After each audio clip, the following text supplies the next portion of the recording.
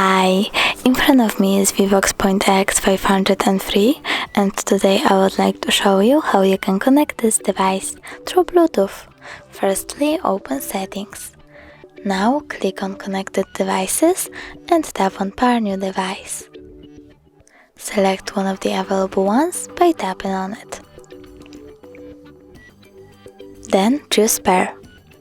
Wait for the other device to accept connection request. As you can see, my device was successfully connected. Thanks so much for watching. If you enjoyed this video, don't forget to leave a like, comment and subscribe. Bye!